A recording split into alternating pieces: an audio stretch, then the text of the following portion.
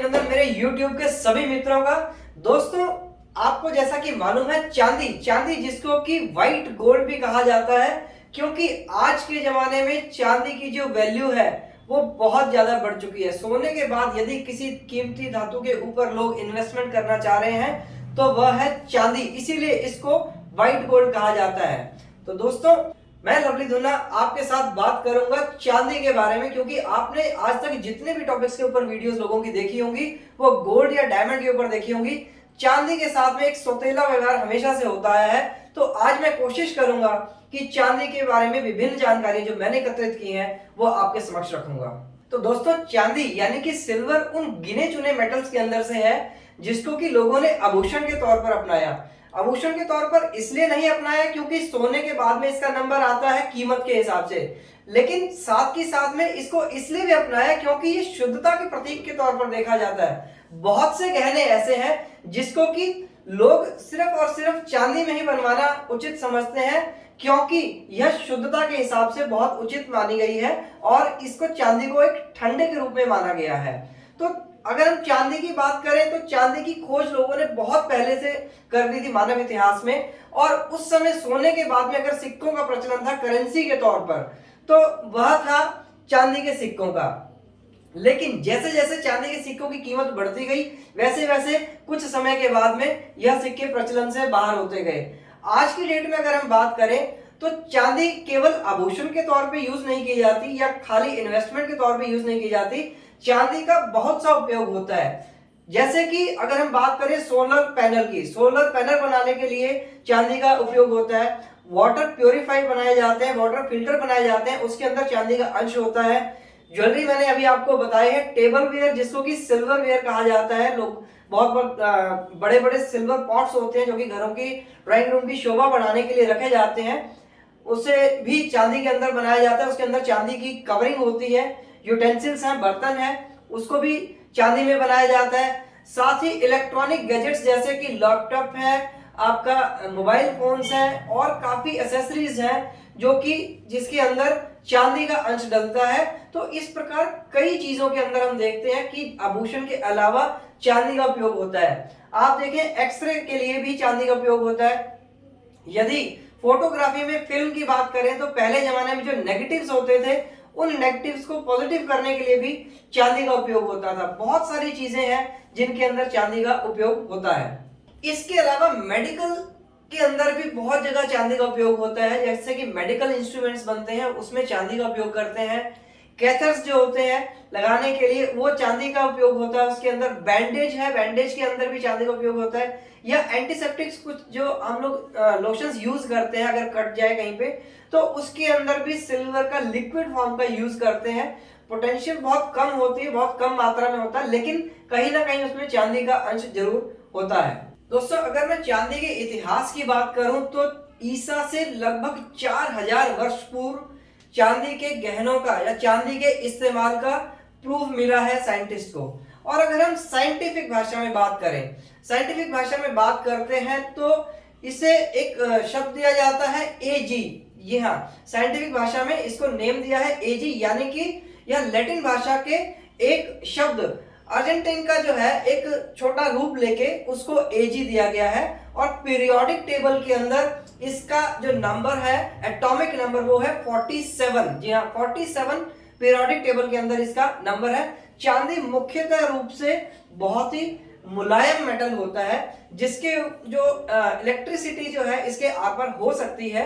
और इसके अलावा चांदी को अगर हम मेल्ट करते हैं, चांदी के ऊपर जंग का असर नहीं होता। और साथ ही जो है इसका जो अगर आप देखते हैं चांदी का कलर खराब हो जाता है तो वह उसकी जो अशुद्धता होती है उसके कारण ज्यादातर खराब होता है। वैसे चांदी के कलर में कोई डिफरेंस नहीं आता, क्योंकि चांदी जितनी शुद्ध होगी उतना ही उसका अच्छा कलर आएगा। सिर्फ एक मॉइस्चर के कारण उसमें हल्की सी एक लेयर आ जाती है, लेकिन उसको कपड़े, मुलायम कपड़े से अगर हम करेंगे, साफ करेंगे, तो चांदी उसी अपने पुराने रूप में साफ भी हो जाती है। तो दोस्तों, अब आप जानेंगे कि चांदी भी कई प्रकार की होती है। अब ऐसा क्यों है? क्योंकि सोने की तरह ही जैसे 24 कैरेट गोल्ड होता है उसके आभूषण हम नहीं बना पाते हैं, और उसमें आभूषण बनाने के लिए हमारे को उसको 24 से 22 या 18 कैरेट तक लेके आना पड़ता है। सेम वही चीज चांदी के साथ में भी जो आती है तो चांदी की शुद्धता के अनुसार हम उसको जैसे जैसे उसके अंदर कुछ पार्ट्स हम लोग मिलाते हैं, वैसे वैसे चांदी की जो वैल्यू है, वैसे वैसे चांदी के जो नाम है वो अलग अलग हो जाते हैं, कौन सी चांदी कहाँ की है। मैं आपको एग्जांपल के साथ में समझाऊंगा कि सबसे पहले तो बर्तन की बात करें तो बर्तन तो एज इट इज चांदी की जो शीट है उसको बना के हम लोग प्योर चांदी के बना सकते हैं, 99.9 के भी बर्तन बन सकते हैं। लेकिन आभूषणों की बात करते हैं तो आभूषण प्योर चांदी के नहीं बन सकते। तो सबसे पहली जो फॉर्म आती है चांदी की उसको कहते हैं कच्ची चांदी। कच्ची चांदी वो होती है कि जो कि माइन से निकाली जाती है, बिल्कुल शुद्ध रूप में होती है, माइन से निकालते हैं कच्ची चांदी, जो कि गांव देहात में एक आम प्रचलन की भाषा में बोली जाती है, उसे कच्ची चांदी बोलते हैं। और उससे ज्वेलरी नहीं बनती है, लेकिन उस चांदी को और थोड़ा सा साफ करके प्योरीफाई करके जब हम बनाते हैं तो 99.9% सिल्वर होती है, जिसको कि प्योर सिल्वर कहा जाता है। दूसरी श्रेणी में आ जाता है प्योर सिल्वर 99.9% की। इससे हम लोग बर्तन वगैरह बनवा सकते हैं। तो दोस्तों दूसरी जो श्रेणी आती है वो आती है स्टर्लिंग सिल्वर की, जो कि आजकल की यंग जनरेशन बहुत ज्यादा दीवानी है कि स्टर्लिंग सिल्वर के हम रिंग्स पहने, ब्रेसलेट पहने, एंकलेट्स पहने या चेन्स में, कुछ भी चीजें वो हो स्टर्लिंग सिल्वर की, क्योंकि उसकी प्योरिटी बहुत अच्छी होती है और उसकी चमक बरकरार रहती है। तो उस स्टर्लिंग सिल्वर की जो प्योरिटी लेवल होता है वो होता है 92.5%। आप ध्यान देंगे जब भी हम आइटम मंगवाते हैं स्टर्लिंग सिल्वर की, चाहे हम ऑनलाइन मंगवाएं या फिर ज्वेलरी शोरूम्स पे भी लें, तो उसके अंदर स्टैंप लगी होती है 925, that is purity level of silver. जो स्टर्लिंग सिल्वर है उसकी प्योरिटी है 92.5%। उसी प्रकार एक और चांदी का वेरिएशन आता है, उसको लोग कहते हैं जर्मन सिल्वर। तो जो जर्मन सिल्वर होता था ये आज कम चलता है, आज से लगभग 10-15 वर्ष पूर्व जब स्टर्लिंग सिल्वर की डिमांड नहीं थी तो हमारे से पहले वाली पीढ़ी जो यूज करती थी वो जर्मन सिल्वर का उनको बहुत क्रेज था, क्योंकि उस समय उसकी प्योरिटी उसके हिसाब से मिलती थी, वही काफी ज्यादा आती थी, 80 to 85% उसकी प्योरिटी होती थी। तो लोग कहते थे जर्मन सिल्वर बहुत अच्छा है। लेकिन अब जब हमारे पास में ऑप्शन है 92.5% का स्टर्लिंग सिल्वर का, तो लोगों ने धीरे धीरे जर्मन सिल्वर को छोड़ दिया। उसी प्रकार फ्रेंच सिल्वर या इटालियन सिल्वर जिसे भी कहा जाता है, उसकी प्योरिटी आती है 95%, 95.8% उसकी प्योरिटी होती है। तो हर देश ने अपने हिसाब से एक पैमाना सेट कर रखा है चांदी की प्योरिटी के हिसाब से, तब उसको जाके वो हॉलमार्क करते हैं। लेकिन दोस्तों इन सभी चांदी की श्रेणियों के बाद में यदि सबसे ज्यादा प्योरिटी के हिसाब से और क्वालिटी के हिसाब से बात की जाए कि किस देश की चांदी सबसे बढ़िया होती है या वहां की जो चांदी की ज्वेलरी सबसे बढ़िया होती है, तो नंबर 1 पर आता है बैंकॉक। जी हाँ, थाईलैंड की जो चांदी है, बैंकॉक की जो चांदी है बहुत ही नंबर 1 होती है। वहां की जो चांदी की ज्वेलरी बनी होती है उसकी प्योरिटी लेवल 97.5% होता है और उसकी चमक बहुत बरकरार रहती है।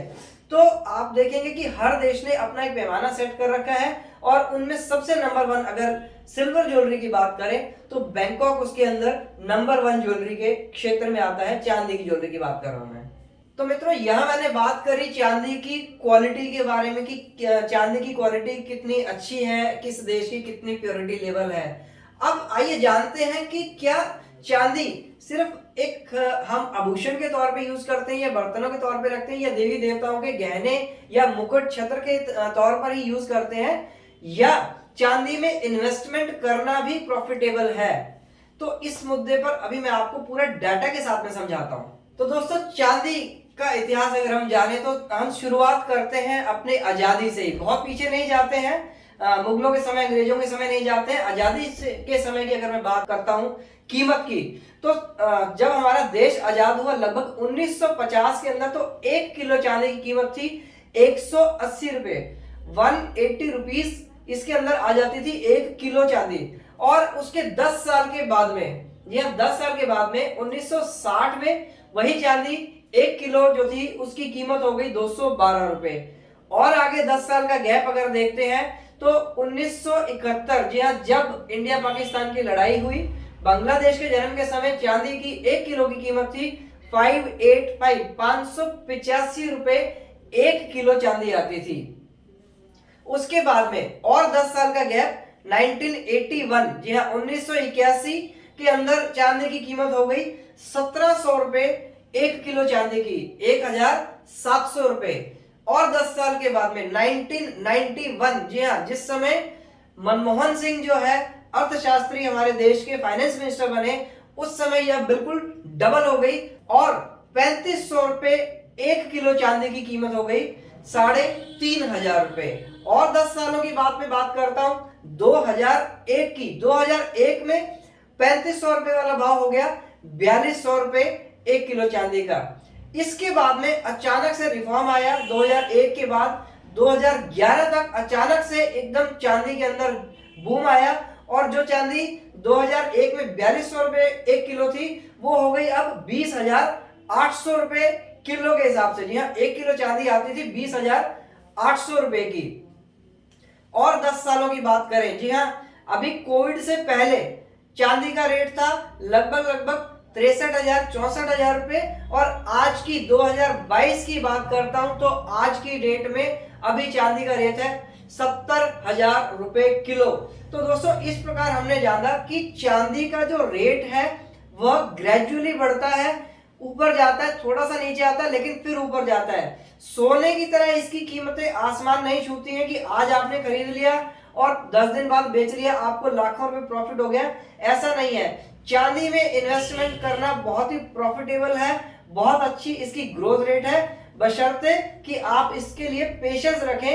यह एक लॉन्ग टर्म इन्वेस्टमेंट है, लंबे समय के लिए अगर आप 8 से 10 सालों के इन्वेस्ट करेंगे तो मैं यकीनन शर्तिया आपको लिख के दे सकता हूं कि आपको बहुत अच्छा प्रॉफिट मार्जिन आएगा। सोने के मुकाबले भी इसके अंदर आपको मार्जिन आ सकता है। तो मित्रों, अभी आपने देखा कि क्यों हम चांदी को भी व्हाइट गोल्ड कहते हैं। इसी प्रकार की वीडियोस को देखने के लिए आप हमारे चैनल को सब्सक्राइब करें और यदि आपको हमारी वीडियो अच्छी लगती हो, इस वीडियो को आप लाइक कर सकते हैं और साथ ही साथ आप इसको वीडियो को शेयर भी कर सकते हैं।